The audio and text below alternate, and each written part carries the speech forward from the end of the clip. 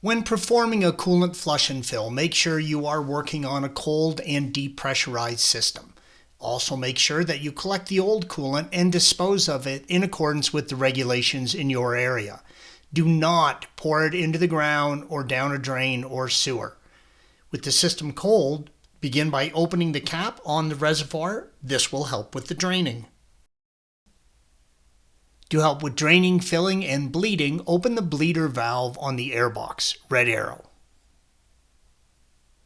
You need to remove the front engine under panel with a series of T25 torque screws and push-pull pins. If you need additional assistance with that project, please follow the link provided at the end of this video.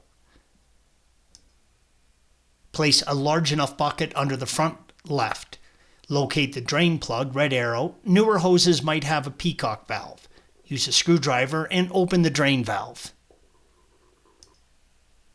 Allow the system to drain completely, then close the drain plug. The Macan is filled by a vacuum system. You'll need a vacuum fill tool to perform this work. We use the Schwaben tool with great success. Find the right adapter for your coolant reservoir and place it in the tool and the tool in, and make sure the seal is airtight, red arrow. Close the valve on the fill tube, red arrow. Connect the air compressor line to the attachment on the tool, blue arrow. The tool uses the Venturi principle to suck the coolant and air out from the engine block, radiator, and hoses. Place the drain tube into a bucket, red arrow. If you have not drained the block and you do not need to, then make sure you have a large enough bucket ready.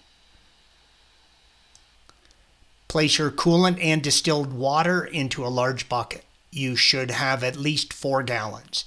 You do not want to run out of coolant while filling and suck air into the system, or you will need to start all over again. Place the bucket at the same level as the reservoir if possible.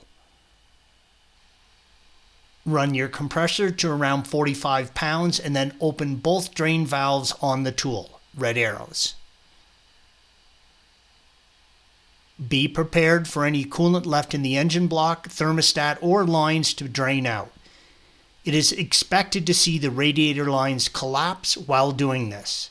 Close the vacuum valves. Let the system sit like this for 5 minutes. It should hold vacuum. If it does not, you have a leak somewhere. Start by checking the tool connection first. Next, open the fill valve and allow the system to vacuum fill itself. When the gauge reaches 0 vacuum, you are full.